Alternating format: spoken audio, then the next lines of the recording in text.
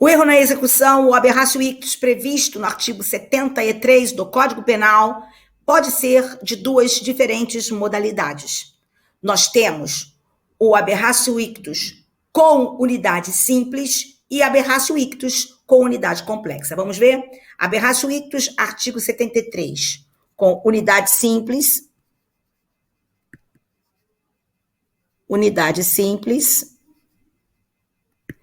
e unidade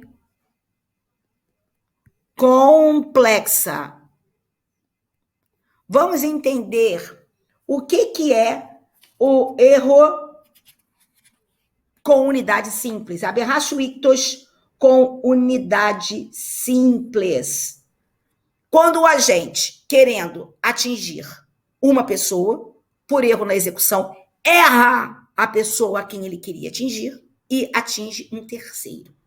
Essa é a hipótese de aberratio ictus com unidade simples. Então, por exemplo, João está ali, eu quero atingir João, ao lado de João, Pedro. Eu quero atingir João, eu não atinjo João, eu atinjo Pedro. Vou responder como se tivesse atingido João. Agora, a outra hipótese, aberratio ictus com unidade complexa. João está ali, eu quero atingir João, só que ao lado de João está Pedro. Eu disparo contra João, atinjo João e atinjo também o Pedro. Eu estou numa situação de aberratio ictus com unidade complexa. E nesse caso, eu respondo pelos dois crimes em concurso formal. A rigor técnico, eu teria um crime doloso contra o Pedro, aliás, contra o João, porque eu atingi o João, e um crime culposo contra o Pedro. Então, se eu, por exemplo, atiro contra João, mato João, e por erro na execução acabo também matando o Pedro, a rigor, eu teria crime doloso contra o João, crime culposo contra o Pedro. A rigor técnico, repito, a rigor técnico. Porém, aí vem o porém. O problema sempre é o porém. O STJ entende que, neste caso, na aberratio ictus com unidade complexa ou resultado duplo, o STJ entende que a norma do artigo 73 do Código Penal afasta a possibilidade de se responder pelo crime culposo decorrente do erro. Eles então acham que, nesse caso, eu não poderia responder por crime doloso contra o João e crime culposo contra o Pedro. O dolo do João, que eu tenho com relação ao João, se estenderia ao Pedro. Então, eu teria que responder por dois crimes dolosos. Vocês, por favor, olhem o seguinte julgado do STJ. É o HC 210696 do Mato Grosso do Sul, julgado em 2017. Né? Como eu disse para vocês, eu tenho aqui uma dificuldade muito grande em aceitar isso, porque, como eu disse a vocês, a rigor técnico, se errou, é porque eu tive dolo com relação a um e o outro eu não queria. Porque se eu quero atingir o outro, ou se eu consinto na possibilidade de atingir o outro, eu não tenho mais erro, eu tenho dolo com relação aos dois, óbvio. O erro é quando eu quero um e sem querer pego o outro. Tá certo? Então, o STJ diz que só existe possibilidade de reconhecimento de dos crimes culposos se houver crime culposo com relação a tudo. Ele diz que se houver crime doloso com relação ao alvo, esse dolo se estenderia. Tá ok? Então, olhem só o que ele fala aqui, o que eles falam aqui. A norma prevista no artigo 73 do Código Penal, esse no HC 210696, a norma prevista no artigo 73 do Código Penal afasta a possibilidade de se reconhecer a ocorrência de crime culposo quando decorrente de erro na execução na prática de crime doloso. Então, ele diz, se você pratica um crime doloso, aquilo que você atingiu por erro também responde por dolo, porque é uma transferência do dolo. Enfim, aqui nós estudamos para concurso, então eu sou obrigada a falar para vocês a respeito da orientação da Corte Superior. Mas vamos lá. Agora, uma outra situação de erro de tipo... Cadê meu negocinho aqui, meu Deus? Opa! Uma outra questão de erro de tipo acidental que nós estávamos falando, né? Desculpa, eu perdi aqui o meu outro slide. Mas vamos voltar aqui para mim, então. Uma outra hipótese de erro de tipo acidental, né? É o erro, é o aberrácio cause. O aberrácio cause é o erro quanto ao nexo causal. Esse erro quanto a nexo causal, vamos abrir aqui uma outra para eu poder colocar. Gente, o que aconteceu aqui? Vamos lá, ó. Erro. Ips. Cancelar. Erro. Erro. Acidental. Você me perdoem aqui, tá? Porque eu perdi o primeiro. Então, quanto à pessoa. No 20, parágrafo 3º. O aberrácio ictus. No 73. Agora, o aberrácio cause, que não está previsto na lei, tá? Vamos entender esse aberrácio cause. Caros, o aberrácio cause é o erro sobre nexo causal que pode se dar em duas situações. Uma parte da doutrina distingue essas situações, tá? Então, vamos lá. Primeiro vou dar exemplos e depois nós vamos ver como a doutrina se posiciona com relação a esses exemplos, viu? Um primeiro exemplo, eu quero matar José e eu atiro José do alto de um penhasco para que José caia lá no mar e morra afogado. Só que antes de cair no mar e morrer afogado, José bate com a cabeça numa rocha e morre. Na queda, ele bate com a cabeça na rocha e morre. Então, ele não morreu em virtude do afogamento, entende? Ele morreu por conta do trauma que eu provoquei ao jogá-lo.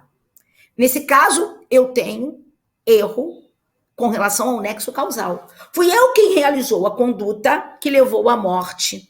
Mas eu achava que a morte havia sido causada de uma forma e ela foi causada de outra, a partir da mesma conduta que eu levei a efeito.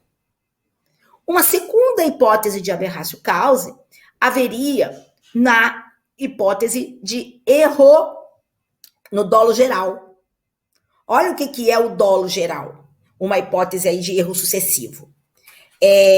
Eu estaria fazendo o seguinte: eu agora realizo uma conduta para matar o José.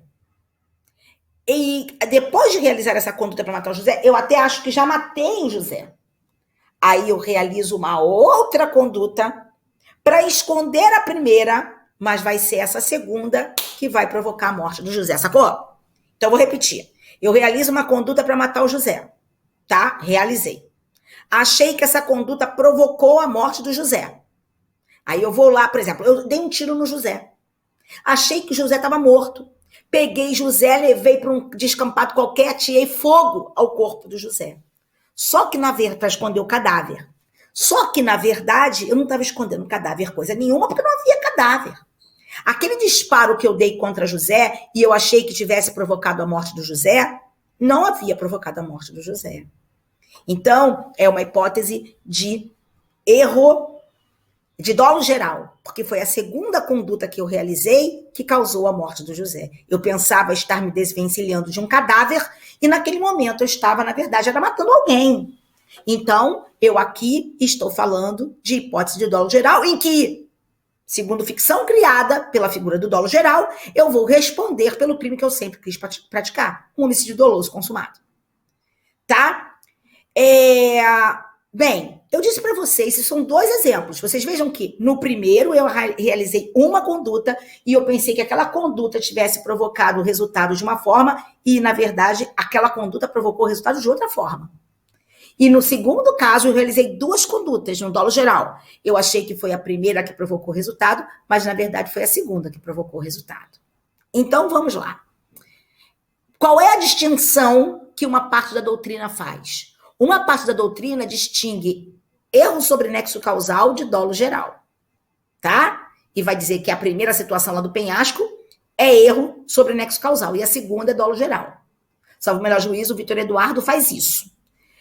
Agora, uma outra parte da doutrina diz que isso são duas situações de erro sobre nexo causal. Pronto. São duas situações de aberrácio cause, tá? não fazendo distinção entre a nomenclatura erro sobre nexo causal e aberrácio cause, tá?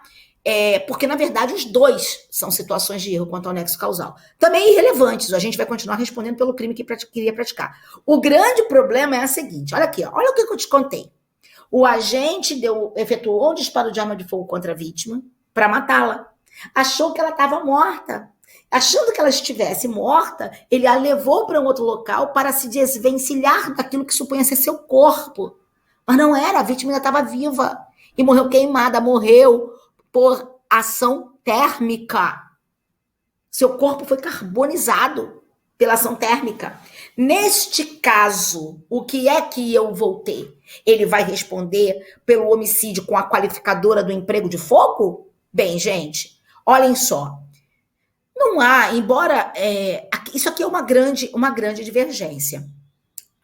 Há quem considere que se deve concluir pela qualificadora daquilo que efetivamente causou o resultado. Me desculpe, mas isso me parece absurdo. A pessoa colocou fogo, ela nunca soube que estava matando com fogo, ela achava que aquilo ali era um cadáver. Ela desconhecia o fato de estar matando a vítima com fogo. Então, ela não pode ser responsabilizada por isso. Agora, outros dizem, não, ela tem que responder por aquilo que ela queria, pelo meio que ela empregou para provocar aquilo que ela queria. E eu sou plenamente de acordo com essa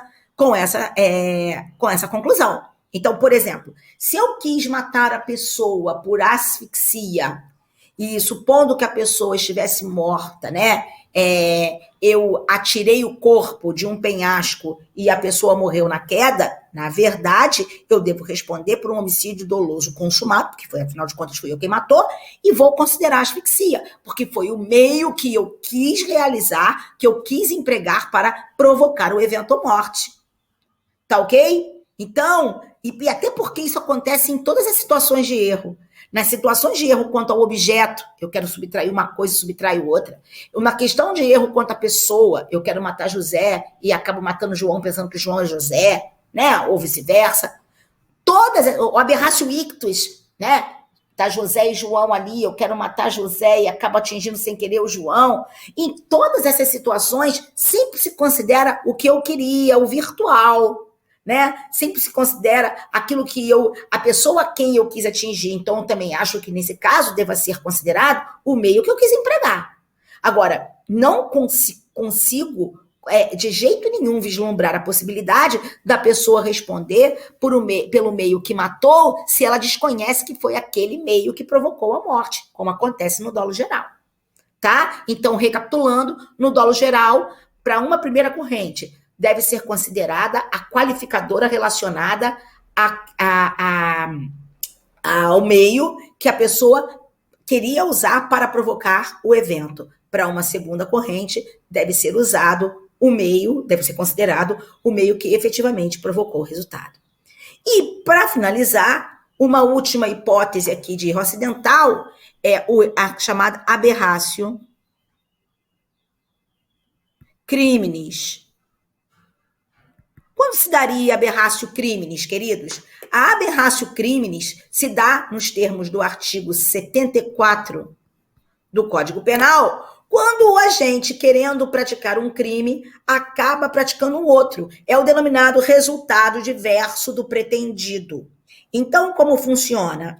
Imaginemos, eu quero atingir um carro que está ali, que é um carro do meu vizinho, estou com inveja do meu vizinho, comprou um carro muito bonito, quero danificar aquele carro. Deus me livre, meu Deus, mas tudo bem, tem que dar esse exemplo.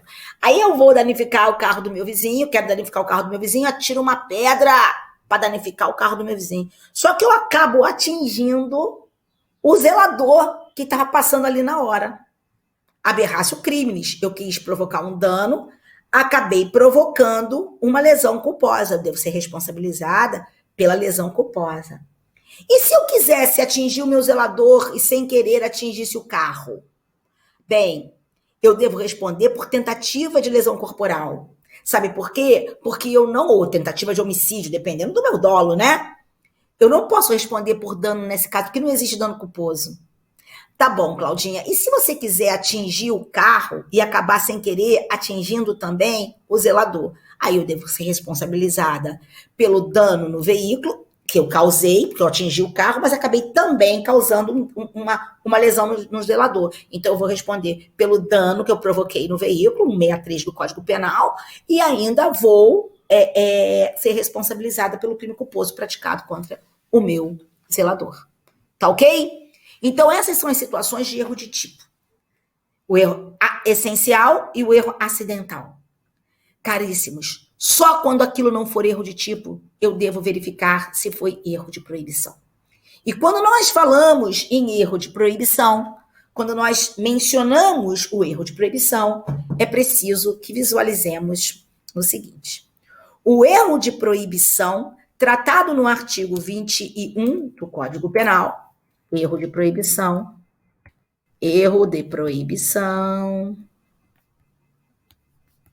artigo 21 do CP, também pode ser invencível,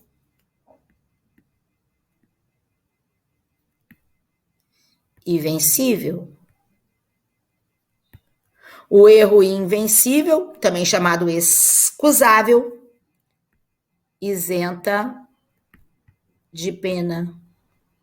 O erro vencível reduz a pena. O erro invencível é o inevitável. O erro invencível é o inevitável, excusável.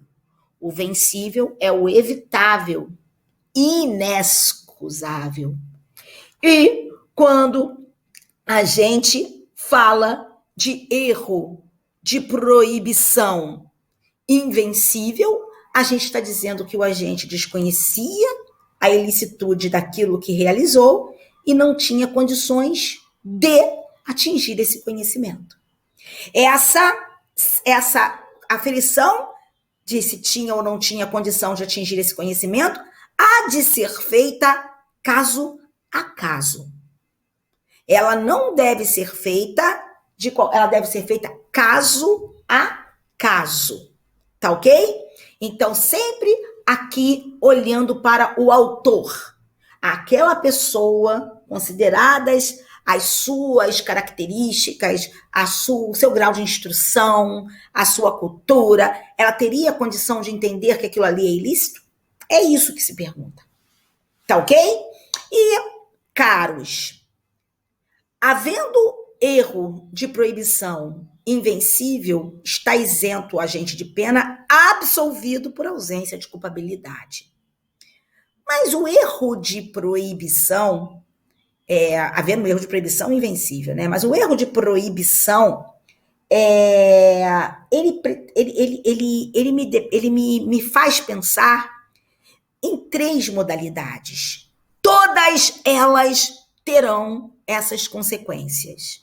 Se invencível, isentará a pena, se vencível, reduzirá a pena. Mas quais são as 3 modalidades de erro de proibição? Preste atenção aqui. Eu tenho o erro mandamental, eu tenho o erro de proibição direto e eu tenho o erro de proibição indireto. Tá ok? Vamos entender. Vamos começar do erro direto, mas para falarmos do erro direto, vamos lembrar que existem, a rigor, existem para nós, existem para nós 2 modalidades de crime. Crimes comissivos e crimes omissivos. Quando eu falo de um crime comissivo, eu falo de uma ação proibida. Não é isso? Matar alguém. A norma não está mandando matar. A norma é não matarás. Quando eu falo subtrair para si ou para outro em coisa alheia móvel, a norma não é subtrairás, é não subtrairás. Portar droga para consumo pessoal, adquirir droga para consumo pessoal. A norma é não adquirirás, não receberás, não guardarás, não terás em depósito droga para consumo pessoal. Então, em todo crime comissivo, se tem implícito um preceito de cunho mandamental. Desculpe, em todo crime, me perdoe, em todo crime comissivo se tem implícito um preceito proibitivo. Tá ok? Há uma proibição. E o erro de proibição direto é aquele em que o agente erra sobre essa proibição. O agente desconhece a existência dessa proibição.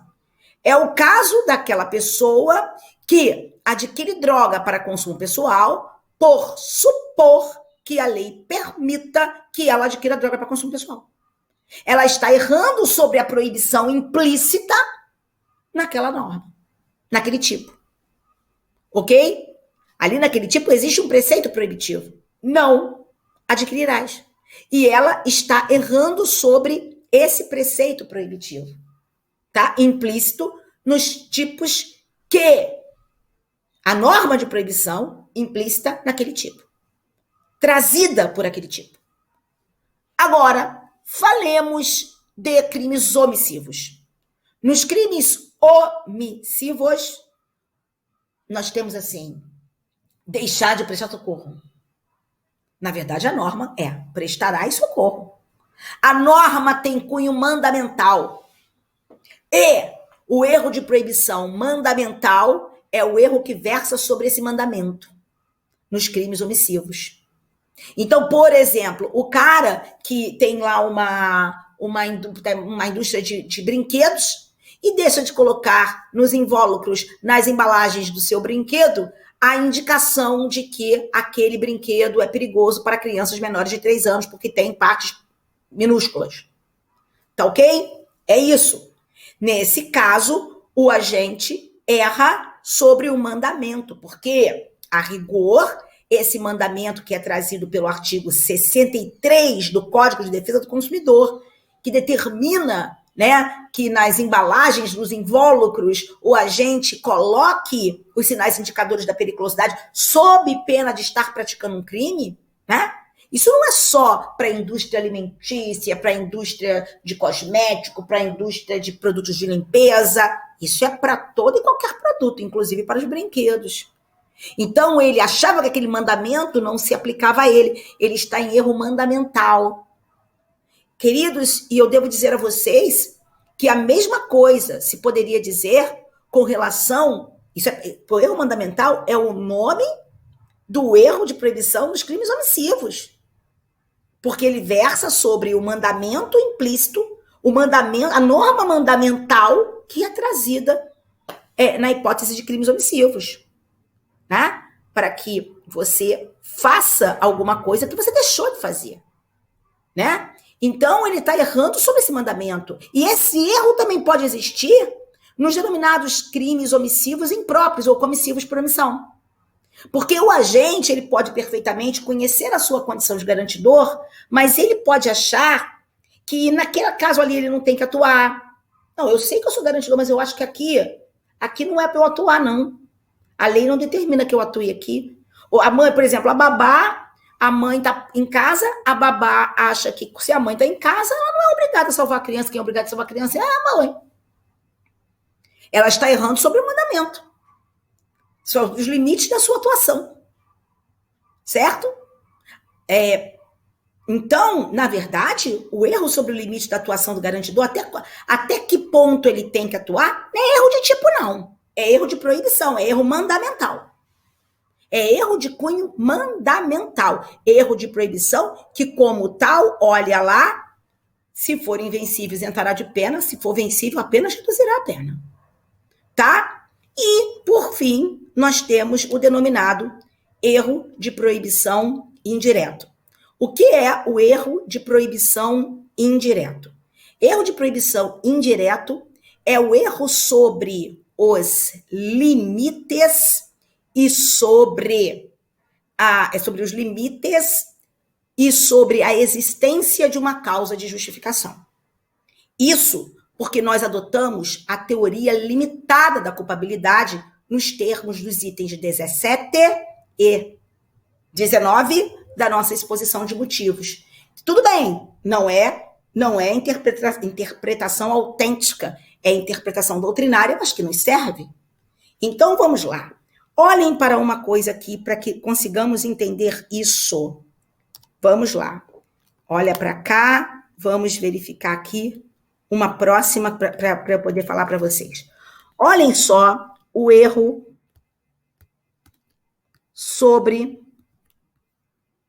causas de justificação. Veja que aqui existe uma divergência doutrinária importante. Tá ok? Existe uma divergência importantíssima com relação a esse erro. Nós temos a teoria extremada da culpabilidade. E do outro lado, nós temos a teoria limitada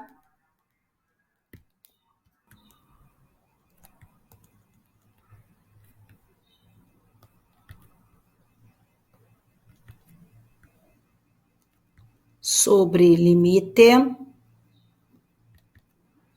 erro quanto aos pressupostos fáticos. Vamos lá. Essas duas são duas teorias que falam sobre o erro nas denominadas discriminantes putativas. O erro quanto às causas de justificação. Quanto à legítima defesa, o estado de necessidade, o estrito cumprimento do dever legal, o exercício regular do direito. Veja, a teoria limitada, como está aí trazida para vocês aqui no nosso esqueminha de aula, ela fala de 3 hipóteses de erro sobre causas de justificação. O erro sobre a existência da causa, quando a gente imagina existir uma causa que justifique a sua conduta, mas não existe. Então, por exemplo, ele acha que porque ele foi traído, a lei permite, tem uma causa lá na lei que permita que ele mate sua mulher. Ele acha que é exercício regular do seu direito, ou acha que é legítima defesa da honra, mas isso não existe, gente. Isso não existe. Ele está errando sobre a existência de uma causa de justificação. Isso, a teoria limitada vai dizer que é erro de proibição. Erro de proibição. Opa, vou botar aqui. Proibição indireto. Ok? A mesma coisa o erro sobre o limite da causa de justificação. O agente acha que a lei permite que ele atue além daquilo que a lei permite. Então, por exemplo, na legítima defesa, gente, a lei permite que nós matemos uma pessoa? Não. Quer dizer, desculpe, até permite. Mas a lei permite que nós matemos quando não é necessário matar para fazer cessar a agressão? Não, a lei não permite. A lei só nos permite atuar até o limite do necessário para fazer cessar a agressão. Não é verdade? Então, se eu acho que eu posso até matar uma pessoa sem que aquilo fosse necessário para que eu fizesse cessar a agressão, eu estou errando sobre os limites. Se for, evidentemente, se eu tiver que matar, porque é necessário matar para fazer cessar a agressão, não há crime nenhum, porque a conduta não será ilícita. Mas eu estou falando de uma situação do agente saber que já fez cessar a agressão, ou saber que aquilo é suficiente, necessário para fazer cessar a agressão, mas ele extrapola porque ele pensa que a lei permite que ele extrapole. Ele está em erro de proibição indireto também. Erro sobre limite é erro de proibição indireto também. Vamos botar aqui. Proibição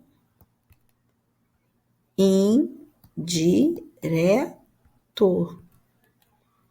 Mas a teoria limitada da culpabilidade diz que o erro quanto aos pressupostos fáticos da causa de justificação, esse erro é diferente.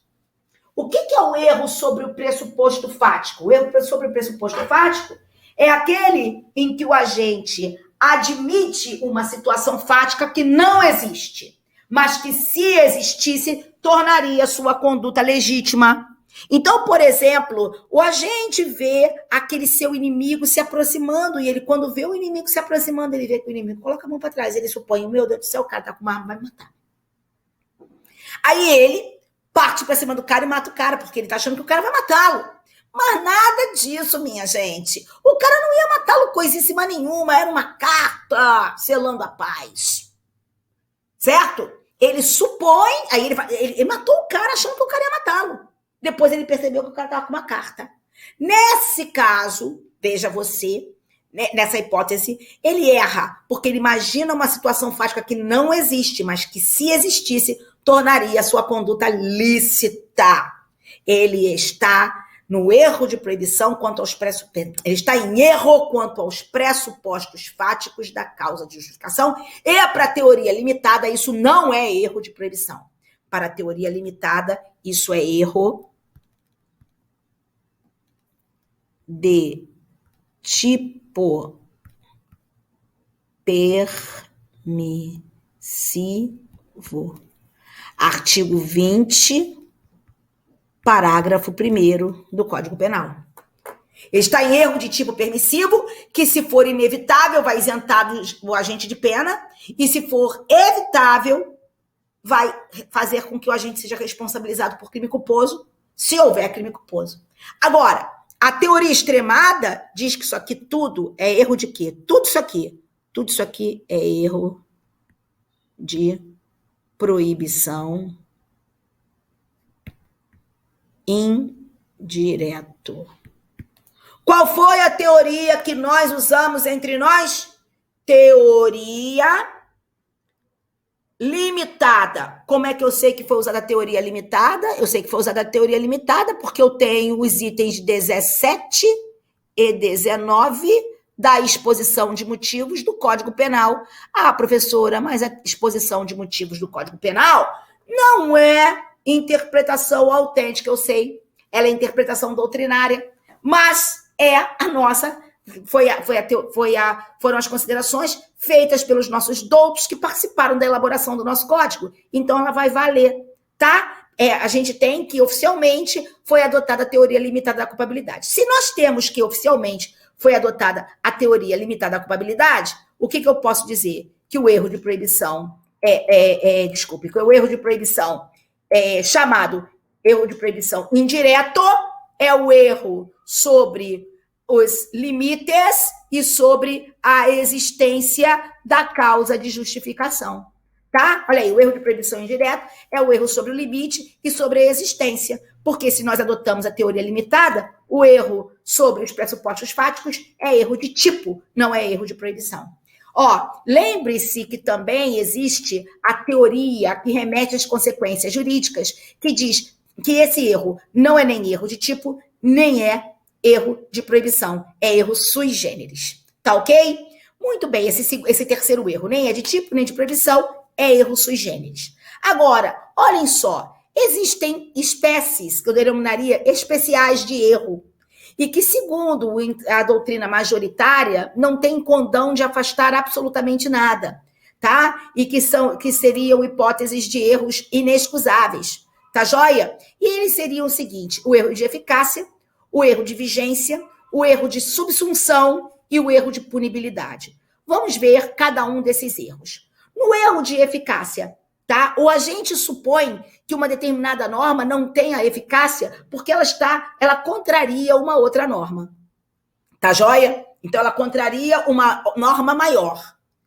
Olha, embora a doutrina majoritária diga que isso aqui é um erro que não tem nenhuma relevância, porque isso aqui poderia ser equiparado à ignorância legis, né, que é inexcusável, eu ouso divergir. Para mim, isso é uma hipótese de erro de proibição, tá? É uma hipótese de erro de proibição. Joia? Devendo ser, portanto, regida pelo artigo 21 do Código Penal. Tá joia? O erro de vigência é quando o agente acha que o agente desconhece que aquela norma já esteja vigente. Isso é ignorância legis, realmente não tem nenhum condão de afastar absolutamente nada.